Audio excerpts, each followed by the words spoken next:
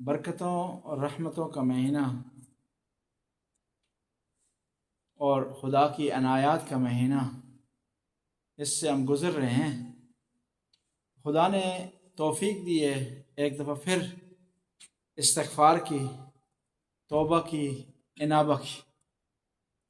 رمضان صرف اس لیے مہم امپورٹنٹ اور برکت والا نہیں ہے کہ اس میں روزہ ہے، بلکہ اور کئی وجوہات ہیں جس کی بنیاد پر رمضان کو برکت اور رحمت حاصل ہے، جن میں سے شب قدر ہے، جن میں سے قرآن کا نزول ہے، جن میں سے صحف انبیاء کا نزول ہے، تورات، انجیل، زبور کا نزول ہے۔ یہ ساری اس آسمانی کتابیں رمضان کے مہینے میں نازل ہوئی۔ بس وہ آدمی جو کہ روزہ نہیں رکھتا کسی وجہ سے، بیماری کی وجہ سے یا اور وجوہات ہو سکتی ہیں، وہ نہیں کہہ سکتا کہ رمضان میرے لیے نہیں ہے۔ روزہ اگر آپ نہیں رکھتے بیماری کی وجہ سے تو قرآن کی تلاوت تو کر سکتے ہیں۔ روزہ اگر نہیں رکھ سکتے آپ تو کسی کو افطار تو کروا سکتے ہیں۔ روزہ نہیں رکھ سکتے تو آپ نوافل تو پڑھ سکتے ہیں۔ اور یہ اتنا برکتوں والا اور رحمتوں والا مہینہ ہے کہ جس میں خدا نے ایکسٹرا آرڈنری تھلبت دیا۔ دیکھیں نا، عبادت اختیار سے ہوتی ہے، آپ نیت کرتے ہیں، ارادہ کرتے ہیں، اس کے بعد عبادت آپ کی شمار ہوتی ہے۔ لیکن یہ واحد مہینہ ہے جس میں غیر اختیاری کام بھی آپ کی عبادت ہے۔ سانس لینا اختیاری نہیں ہے، غیر اختیاری ہے، لیکن کہا کہ انفاسکم فیہ تسبیح، اس مہینے میں تمہارا سانس لینا تسبیح ہے، بشرط ہے کہ سانس اس منہ سے نکلے جس منہ میں وہ زبان ہو جو ذکر الہی میں مشغول رہے، سانس اس دل سے گزر کر آئے جس دل میں پاکیزگی اور طہارت پائی جائے۔ گزشتہ جمعے کو پیغمبر کا خطبہ شعبانیہ آپ کی خدمت میں پیش کیا، اس کا اگلا حصہ پیش کرتے ہیں۔ اللہ کے رسول رمضان کے بارے میں ارشاد فرماتے ہیں وَجَعَلْتُمْ فِيهِ مِنْ أَهْلِ الْكَرَامَةِ، کہ خدا نے کیا کیا، جُعِلْتُمْ فِيهِ مِنْ أَهْلِ الْكَرَامَةِ، خدا نے تمہیں کرامت والا بنایا ہے، اس مہینے میں اعزاز بخشا ہے، آپ کو مہمان بنایا ہے۔ ورنہ آپ کا اور خداوند تعالیٰ کے درمیان مرتبے مقام کے لحاظ سے موازنہ نہیں۔ وہ کریم ہے، آپ کو اعزاز دے رہے، اور اس کے ہاں پیسہ معیار نہیں ہے، پراپرٹی معیار نہیں ہے، اس کے ہاں دولت معیار نہیں ہے، اس کے ہاں معیار کیا ہے؟ آپ کا پاک دل،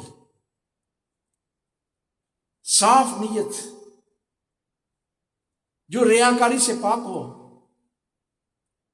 جو نفسانی خطاؤں سے پاک ہو۔ جُعِلْتُمْ فِيهِ مِنْ أَهْلِ الْكَرَامَةِ، خدا نے رمضان کے مہینے میں آپ کو کرامت والا بنایا ہے۔ وَأَنفَاسُكُمْ فِيهِ تسبیح، اس مہینے میں آپ کا سانس لینا تسبیح ہے۔ وَنَوْمُكُمْ فِيهِ عِبَادَةٌ، اور اس مہینے میں آپ کا سونا عبادت ہے۔ لیکن کون سا سونا؟ جس سونے سے پہلے قرآن کی تلاوت ہو، جس سونے کے بعد نوافل ہو، جس سونے کے بعد جاگنے کے بعد آپ خدا کے راستے میں انفاق کریں۔ سونا وہ ارزش رکھتا ہے، وہ نیند ارزش رکھتی ہے۔ کلیہ عبادتہ معیار و ملاکش اختیار است و در این ماه رمضان بدون اختیارم کاری از شما سر بزند خدا به شما اجر میده. پیامبر فرمودن نومکم فی عبادت، خوابتون در این ماه عبادت است. و انفاسکم تسبیح، این نفس کشیدنتون تسبیح شمرده میشه. این نفسی که میکشید گویا که سبحان الله گفتید، الحمدلله گفتید، الله اکبر گفتید، یا حی و یا قیوم گفتید. شرط ہے کہ انسان در این ماه طهارت نفس داشته باشه، تزکیه نفس داشته باشه. عملکم فیه مقبول، اس مہینے میں تمہارے اعمال مقبول.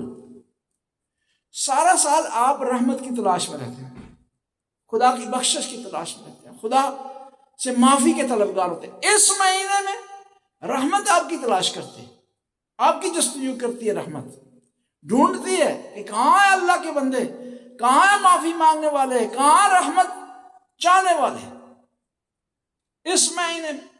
اور اس مہینے کو غنیمت سمجھے. ممکن ہے آئندہ سال یہ مہینہ نہ ہو، اور کہتے ہیں رمضان کے مہینے میں کوئی بخشا نہ جائے، نہ اس کی معافی نہ ہونا. اس کو صرف ایک چانس دیا جاتا ہے کہ حج کے دوران عرفات میں جائے، وہاں بھی اگر اس کی بخشش نہ ہو پھر اس کی معافی کی گنجائش نہیں ہوتی.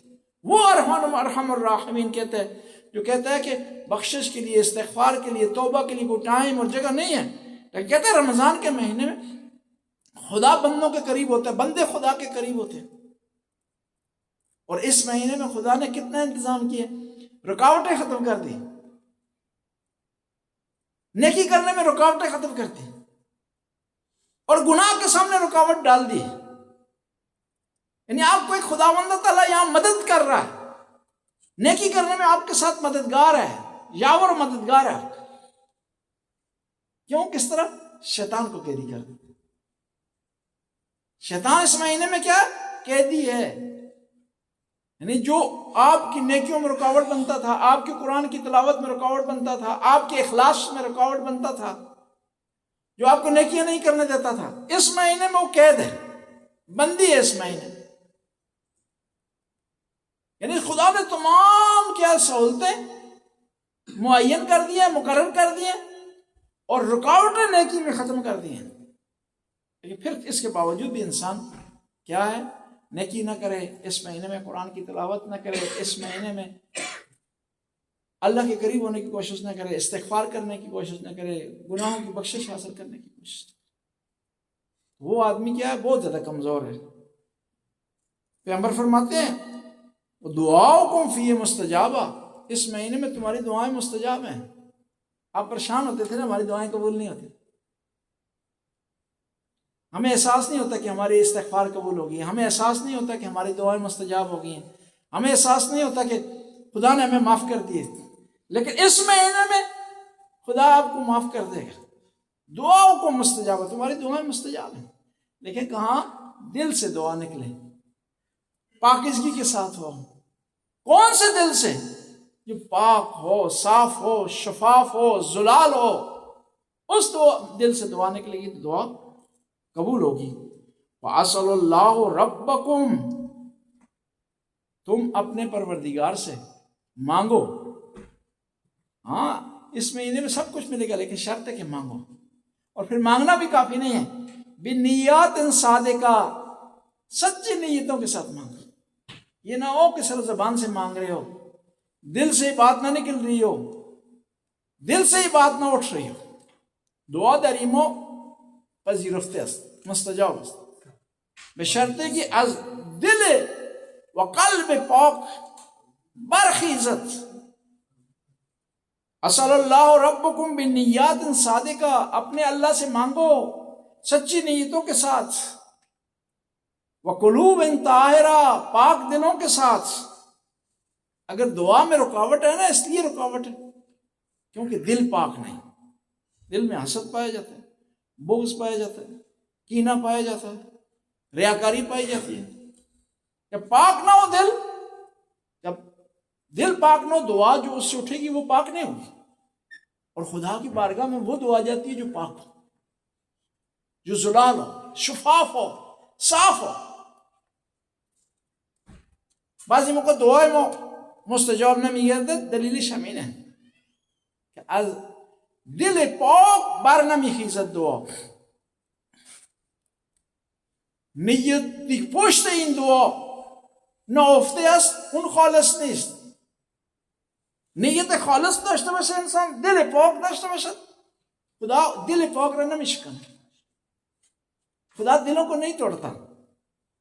اس کی بارگاہ میں کوئی آسرا لگا کر، امید لگا کر آ جائے نا تو اسے خالی ہاتھ نہیں پلٹا، کیونکہ اس نے حکم دیا کہ سائل کو خالی ہاتھ نہ پلٹاؤ. قرآن نے اور کیسے ہو سکتا ہے خود ہمیں حکم دے سائل کو خالی ہاتھ نہ پلٹاؤ اور ہمیں خالی ہاتھ پلٹا دے؟ یہ ہو نہیں سکتا، کیونکہ اس کی رسم کے خلاف ہے، کیونکہ جو اس نے قانون بنایا ہے نا، جس چیز کی ہمیں تلقین دی ہے، سب سے پہلے وہ خود عمل کرتا ہے اس پہ۔ ہمیں اس نے کہا ہے کہ دوسروں کے گناہوں پر پردہ ڈالو، تو اس نے اپنا نام رکھا ستار العیوب۔ ستار العیوب، ساتر نہیں، ستار، یعنی ہر قسم کے گناہ پر پردہ ڈالنے والا۔ طاقت رکھنے کے باوجود گناہ پر پردہ ڈالتا ہے، طاقت رکھنے کے باوجود، دلوں کا حال جاننے کے باوجود، کوئی گناہ اس سے چھپا ہوا نہیں ہے، لیکن کیا؟ ستار العیوب، ارحم الراحمین، رحمان الرحیم۔ تو وہ چاہتا ہے اس کے بندوں میں بھی یہ صفات پائی جائے۔ وہ ستار العیوب ہے تو بندے بھی کیا ہے؟ وَلَا تَجَسَّسُوا، کسی کی عیب تلاش نہ کریں، کسی کی پیٹھ پیچھے برائی نہ کریں۔ وَلَا يَغْتَبْ بَعْضُكُمْ بَعْضًا أَن يُحِبَّ أَن يَأْكُلَ لَحْمَ أَخِيهِ مَيْتَةً فَكَرِهْتُمُوهُ۔ پھر پیغمبر فرماتے ہیں وَأَن يُوَفِّقَكُمْ لِصِيَامِهِ، کہ خدا سے کیا مانگو؟ صرف دنیا نہ مانگو، پیسے نہ مانگو، صرف گھر اور گاڑی نہ مانگو، کیا مانگو؟ مانگو کہ خدایا توفیق دے کہ اس مہینے میں صحیح معنوں سے صحیح طریقے سے روزے رکھ سکیں۔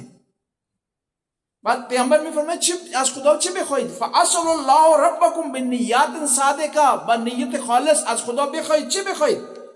ان یوفقکم، کہ خدا شمارا کامیاب کند، لسیامی، کہ بتونی روزه خالص داشته باشید. و بعد دو اینجا هم خیلی مهم است، روزه بجاوری حکم خداست. بعضی میان میگن آقا ما سفر هستیم بعدم میخوایم روزه بگیریم. نه، نمیتونی روزه بگیری، چون روزه گرسنه موندن و تشنگی کشیدن نیست. روزه حکم خدا را به جا آوردن است. 29 روز 3 روز روزه میگیرید، روز عید ممنوع است. و یک دفعه حکم خدا در روزه گرفتن و تشنه موندن و گرسنه موندن است و یک دفعه روزه حکم خدا در خوردن و افطار است.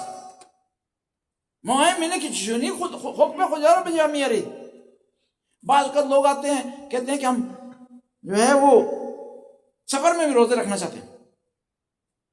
نہیں رکھ سکتے آپ، کیونکہ روزہ بھوکا رہنے اور تشنا رہنے پیاس کا نام نہیں ہے، روزہ خدا کے حکم کو بجا لانے کا نام. جب آپ سفر میں نہیں ہیں اس نے کہا کہ بھوکے رہیں پیاسے رہیں.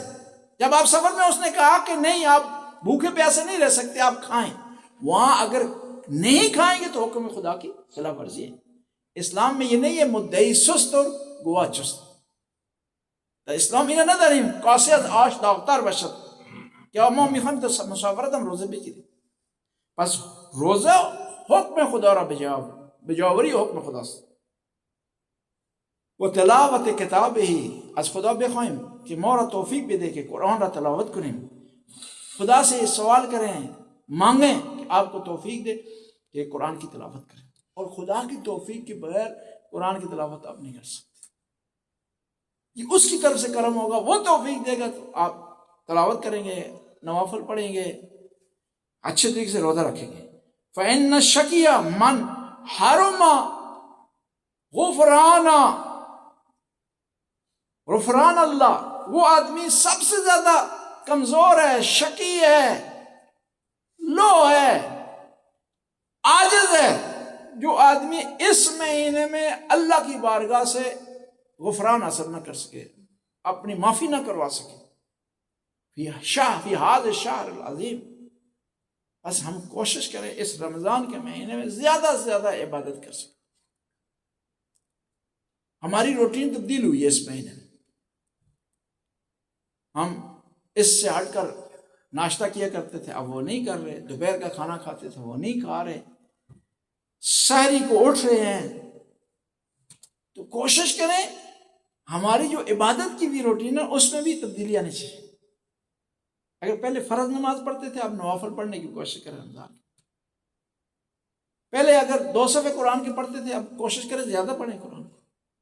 پہلے خالی قرآن کو پڑھتے تھے اب قرآن میں تدبر اس کو سمجھنے کی کوشش بھی کریں, اس کو اپنی زندگی میں لاگو کرنے کی کوشش بھی کریں. در ماه رمضان برنامه روزانه ما عوض شده. یکم ما صبحانه نداریم الان, نهار نداریم و شام هم طوری که قبل از ماه رمضان داشتیم نداریم. درسته؟ یعنی یکم برنامه من عوض شده. ما سعی میکنیم برنامه عبادی من هم یکم عوض بشه. تلاوت قرآن اگر نداشتیم سعی کنیم داشته باشیم, اگر می داشتیم اضافه کنیم. اگر ما به نوافل کمتر می پرداختیم در ماه رمضان سعی کنیم نوافل را به توجه بیشتر داشته باشیم. در غیر ماه رمضان ما خوابمون یک وقت معینی داشت, بیداریمون ساعت مشخصی بوده, الان او عوض شده. ما هم سعی کنیم از این تعویض برنامه استفاده کنیم و تا این رمضان ما پربار بشه. بسم الله الرحمن الرحیم. الحمد لله الذي لا يبلغ مدحته القائلون ولا يؤسي نعمه